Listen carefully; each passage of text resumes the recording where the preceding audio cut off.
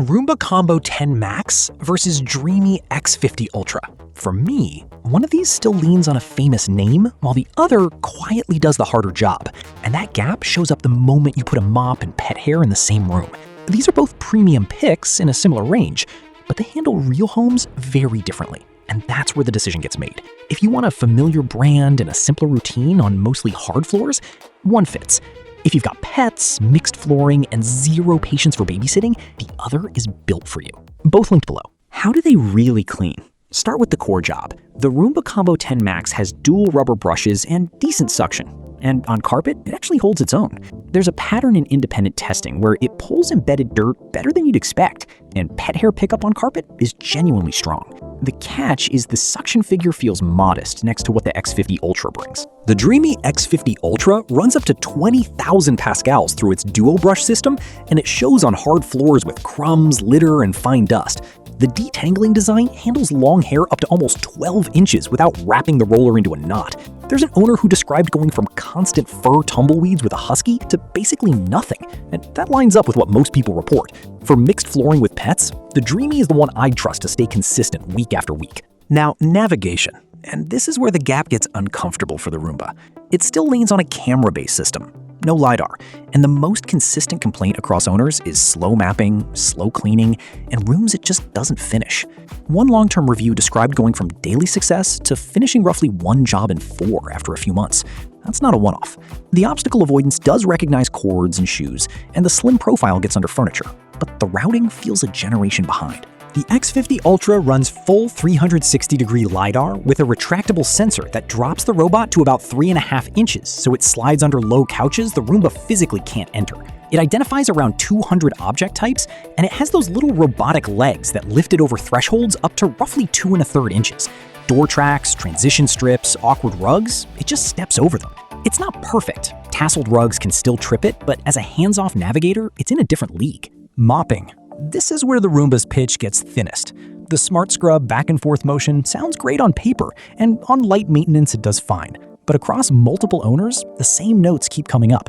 Floors left slightly sticky, the mop pad never feels truly dry, and the dock's washing routine is fussy. One owner with a Combo 10 said straight up that switching to a competitor with a proper dirty water pickup was night and day. That tracks.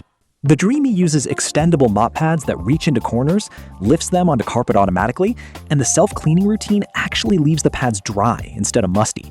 It's not flawless on dried stains, you may need a second pass, but for everyday tracked-in mess, streaks are rare, and the floor looks freshly done, not damp. If mopping matters to you at all, this isn't close. The dock tells the same story. The Roomba's auto wash empties the bin, refills water, washes and dries the pad, and on paper, that's the full package. In practice, the dock runs loud, the drying cycle hums for a long time without fully drying, and there's a recurring thread of bin errors and clog warnings that aren't really clogs.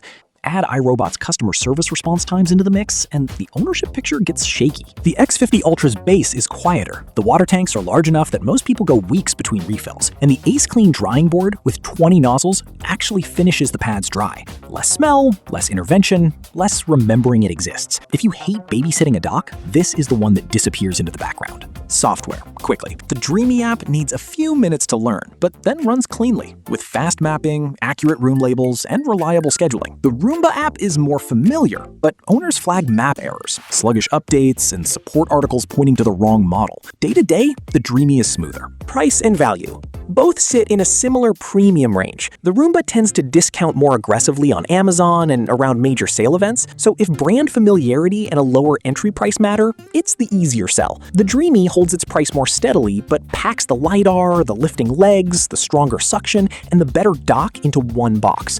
You're paying for hardware that's a generation ahead, and on a multi-year timeline, that math gets harder to argue with. Here's the call. The Dreame X50 Ultra. For me, it's not close. The LiDAR, the lifting legs, the stronger suction, and a dock that actually finishes the job put it a generation ahead for hands-off ownership. If you've got pets, mixed flooring, and zero patience for babysitting, the X50 Ultra is the one I'd trust week after week. If you want a familiar brand on mostly hard floors and a simpler routine, the Roomba Combo 10 Max still fits. Just don't lean on the mop too hard. The Roomba tends to discount more aggressively around major sale events, so if budget is the deciding factor, wait for a drop. And you, which one would you pick? Let me know in the comments. Both linked below.